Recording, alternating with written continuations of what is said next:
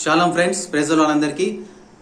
గత 2 నెలల క్రితం నాకు ఒక వ్యక్తి కామెంట్లో ఏం పోస్ట్ చేశాడంటే, స్త్రీ బోధించవచ్చా లేదా, దేవుని మందిరంలో స్త్రీ బోధించినట్టు ఎక్కడ కూడా లేదు అనే విషయంలో ఒక వ్యక్తి కామెంట్ చేశాడు. 2 నెలల నుంచి నేను ఈ విషయంలో చేద్దాం అనుకుంటున్నాను, సరైన సమయం దొరకలేదు. సో ఈరోజు ఒక వచనం నేను చూపెట్టాలనుకుంటున్నాను, దేవుని మందిరంలో స్త్రీ బోధించినట్టు ఉన్నదా లేదా అనే విషయాన్ని.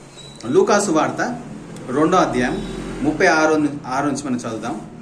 మరియు ఆషేరు గోత్రికురాలైన పనియేలు కుమార్తెయునైన అన్నా అను ఒక ప్రవక్తి ఉండెను.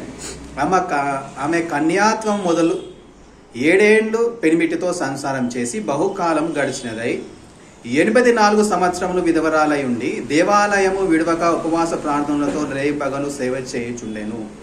ఈమె దేవుని మందిరంలో సేవ చేస్తుంది. అయితే ఆమె కూడా ఆ గడియలోనే లోపలికి వచ్చి దేవుని కొనియాడి యెరూషలేములో విమోచన కొరకు, ఇది మళ్ళీ మనం చదవాలి, యెరూషలేములో విమోచన కొరకు కనిపెట్టుచున్న వారందరితో ఆయనను గూర్చి, అంటే యేసు ప్రభువు గూర్చి మాట్లాడుచుండెను. అంటే దేవుని యేసు ప్రభువుకు రాకడ కొరకు ఎదురు చూస్తున్న వారందరి కొరకు, వారితో ఆయన విమోచన కొరకు కనిపెట్టుచున్న వారందరితో ఆయనను, అంటే యేసు ప్రభువుని గూర్చి మాట్లాడుచుండెను. అంటే మందిరంలో బోధించడం అనేది మనం ఇక్కడ దేవుని వాక్యంలో గమనిస్తాం.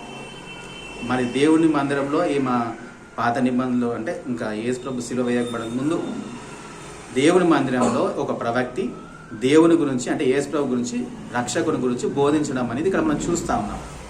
సో ప్రవక్తలు, అపోస్తలులు అంట ఇవన్నీ చూస్తూ ఉంటే దేవుని పిలుపు, దేవుని మందిరంలో దేవుని పిలుపు ఉన్న ఈ స్త్రీని మనం చూస్తూ ఉంటున్నాం.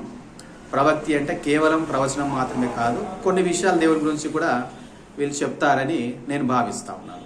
సో దేవుని వాక్యం అనేది దేవుని గురించి, అంటే దేవుని ఒక రాకడ గురించి, మళ్ళీ మందిరంలో యేసు ప్రభువు రానే ఉన్న రక్షకుడి గురించి ఈమె బోధిస్తున్నది అనే విషయాన్ని మనం ఇందులో స్పష్టంగా గమనిస్తాం. సో మరి దేవుని మందిరంలో స్త్రీ బోధించవచ్చా లేదా, బోధిస్తే ఏం బోధించాలి, ఏం బోధించకూడదు అనేది ఇక మీ మీదనే ఆధారపడి ఉన్నది, మీ యొక్క అనుమానం మీద. అది మీరు ఎలా తీసుకుంటారనేది మీ ఇష్టం. దేవుడి వాక్యం దీవించుగాక. ఆమేన్.